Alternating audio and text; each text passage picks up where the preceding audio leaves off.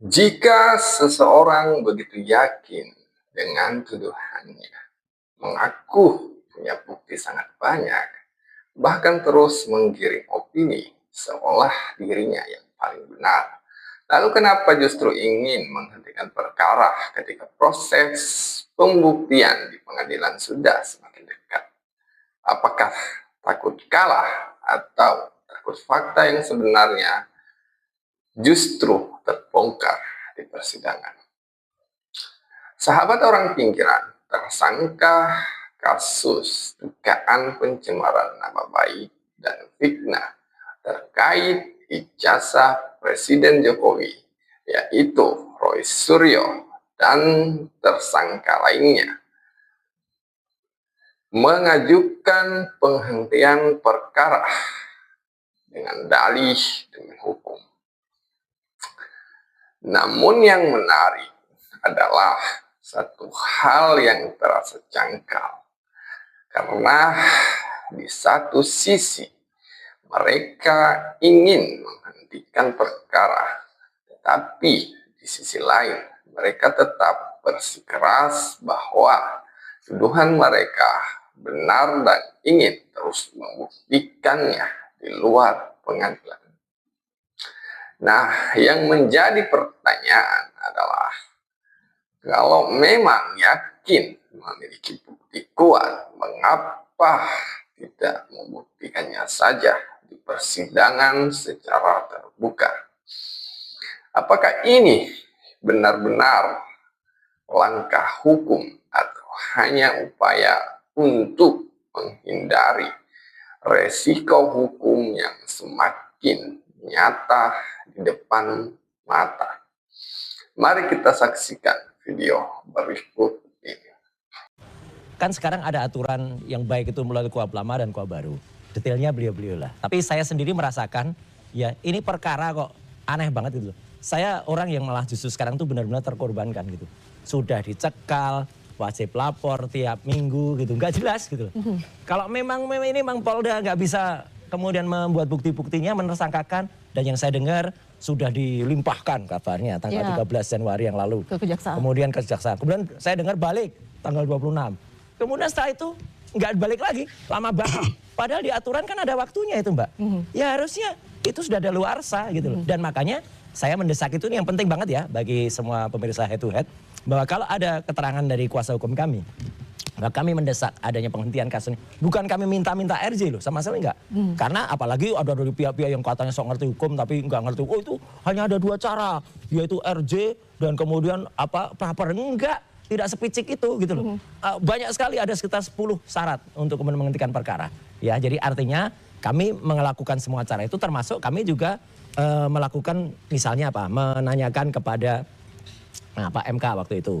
Ya, kemudian kami juga menanyakan kepada Kejaksaan Tinggi DKI, ya audiensi resmi, dan juga kita juga diterima juga audiensi di Kejaksaan Agung dan diterima oleh Wakil Jaksa Agung.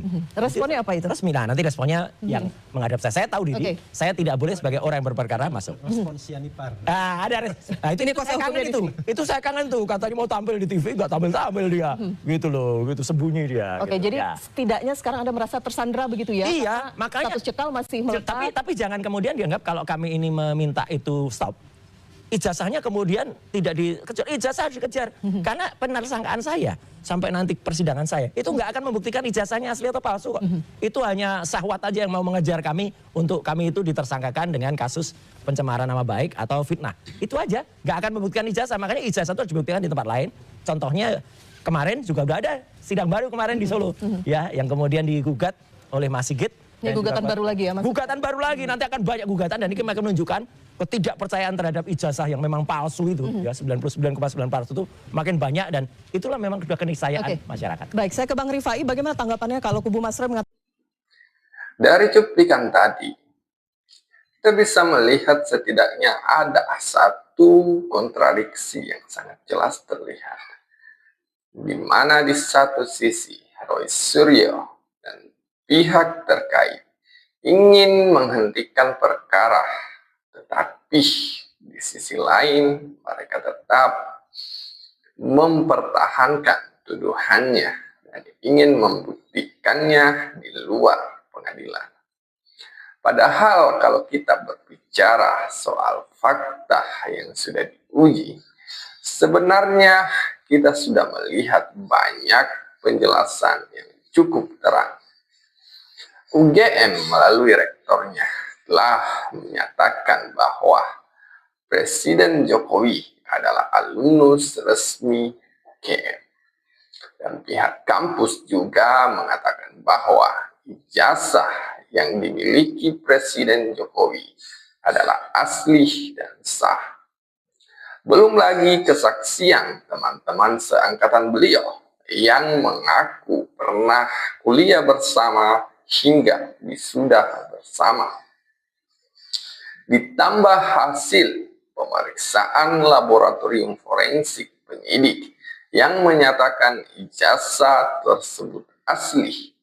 Nah, dari fakta-fakta ini saja, apakah kita masih mau lebih percaya pada klaim dan opini yang terus diulang-ulang tanpa pembuktian tuntas di pengadilan? Apalagi jika proses persidangan justru terus dihindari. Karena kalau memang yakin benar, bukankah pengadilan adalah tempat paling tepat untuk membuktikannya? Maka wajar jika kita kemudian bertanya-tanya, apakah ini langkah penghentian perkara benar demi hukum atau justru demi menghindari konsekuensi hukum yang menanti di belakangnya. Dan pada akhirnya, kebenaran tidak dibangun di atas opini yang dipaksakan. Kebenaran berdiri di atas fakta yang diuji secara terbuka. Saya kira itu tanggapan dari saya. Untuk pembahasan lebih lanjut, mari kita dengarkan penjelasan dari Bung Rifai berikut ini. Katakan ini sudah kadaluarsa, seharusnya sudah SP3 dari kubunya Pak Jokowi sendiri menanti tidak ini? Bagaimana kelanjutan kasusnya? Ya kalau dari Pak Jokowi sih justru kita mengharapkan perkara ini segera ke persidangan agar apa? Agar tuntas ya. Persoalan keaslian ijazah ini bisa diuji kembali secara terbuka melalui forum yang sah menurut hukum. Dan kita harapkan nanti ada hasil yang berkekuatan yang juga bisa memulihkan harkat dan martabat Pak Jokowi, termasuk berbagai institusi juga yang selama ini ikut terseret, ya, seperti UGM, KPU, KPUD, Kemendikti, jadi semua yang selama ini seolah-olah dituduh ada sesuatu bisa dibersihkan. Ya, itu yang pertama. Kedua, kembali lagi ini cara pandang yang berbeda lah ya. Ini kan sudah dibahas di banyak televisi sebenarnya. Kalau kami meyakini bahwa untuk melihat perkara ini kita gunakan KUHP lama. Gitu ya. Yang bicara bukan saya, yang bicara pasal 361. Ya. Ini saya bacakan ya biar clear. Karena kalau selalu berputar-putar dengan persepsi repot gitu ya. Di pasal 361 ini jelas huruf A. Jadi pasal 361 dari KUHP itu sendiri, KUHP baru ya. Iya, KUHP baru.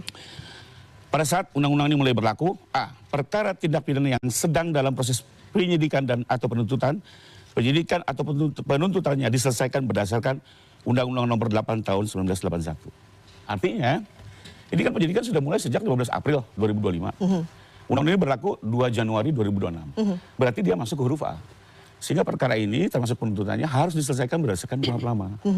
Nah sementara teman-teman selalu melihatnya dari KUHP baru ya udah beda kacamata. Tapi kembali lagi, ini kan udah hukumnya yang bicara seperti itu. Sudah jelas aturan mainnya seperti itu. Jadi tidak mungkin juga ini dilihat dari kacamata KUHP baru. Dan mohon maaf penyidikan kan bukannya di sini aja. Saya juga sedang mendampingi penyidikan di banyak tempat gitu ya. Sampai di daerah semua menggunakan KUHP lama. Dan ini sudah koreksi Pak Rifai. Sudah bisa dimulai 15 April. Jokowinya baru lapor 30 April kok. Iya, 30 April ya. 30 April. Salah kan? Kan. Jadi kembali lagi ini kan berlakunya penyidikan sudah berjalan sebelum undang-undang ini berlaku. Jadi kembali lagi ini soal persepsi yang berbeda. Nah, bicara KUHP lama, ya memang di KUHP lama itu alasan penghentian itu kan terbatas. Tidak terbuktinya tuduhan, kedua yang dituduhkan bukan tindak pidana, ketiga demi hukum. Demi hukum yang selama diangkat oleh teman-teman kan persoalan tidak dipenuhinya petunjuk dalam waktu 14 hari. Kembali lagi betul ada norma itu, tapi norma itu bersifat timeline dan tidak ada sanksinya. Di sisi lain, mohon maaf ya, ini sudah jalan dari zaman dulu gitu ya. Artinya selama ini soal 14 hari ini kan kembali ke posisi penyidikannya. Contoh, kalau petunjuknya misalnya sampai 30 item, apa mungkin diselesaikan dalam waktu 2 minggu? Kedua, beda penyidik ibu kota dengan penyidik di daerah. Mungkin penyidik daerah dalam waktu berjalan hanya menangani 3 perkara. Tapi kalau penyidik ibu kota itu bisa dalam waktu berjalan, dia menangani 20 perkara. Jadi 14 hari sangat tidak mungkin. Dan satu lagi, dalam konteks ini adalah, selama ini praktek lebih mengedepankan keadilan substantif dibanding persoalan 14 hari. Bayangkan kalau betul-betul menggunakan peraturan itu secara rigid, banyak koruptor akan bebas, banyak pembunuh akan bebas, bandar narkoba bebas, hanya gara-gara penyidik tidak bisa memenuhi petunjuk dalam waktu 14 hari. Jadi lambatnya sekarang proses bergulir ke tahapan selanjutnya karena demi keadilan substansif, menurut Anda? Betul, dan selama itu sudah menjadi praktek dan memang di korupsi ini nggak ada. Melewati 14 hari maka penyidikan gugur, nggak ada. Sementara ada pasal-pasal lain yang jelas ada sanksinya, misalnya dakwaan tidak memenuhi tempus dan lokus delikti atau lokasi atau tempat kejadian, maka dia menjadi gugur. Jadi kita harus melihat korupsi secara jernih. Ada aturan-aturan yang bersifat administratif, ada aturan-aturan yang terdapat sanksinya. Oke, baik. Terus di sisi lain ya, ini common sense saja lah. Semua tersangka pasti ingin penyidikannya berhenti lah. Itu wajar semua ya. Itu dalam konteks positif. Tapi dalam konteks negatif kan ini juga cara untuk bisa lari dari tanggung jawab. Di sisi lain buat saya, ini nggak linear juga gitu ya. Karena selama ini kan Bang Roy selalu bicaranya adalah pengen diuji ijazah ini. Menurut saya kita ke sidang aja. Kalau sampai di sidang itu nanti dengan semua tim lawyernya dan ahlinya ternyata ijazah tadi palsu, maka ada konsekuensi hukum. Kenapa? Putusan ini bisa menjadi novum membuka penyelidikan di Baris Krim. Yang selama ini teman-teman minta untuk dibuka. Tapi sebaliknya kalau dinyatakan ini asli, ya sudah. Ini fakta harus bisa kita terima. Karena ini negara hukum. Saya ke Bang Refli.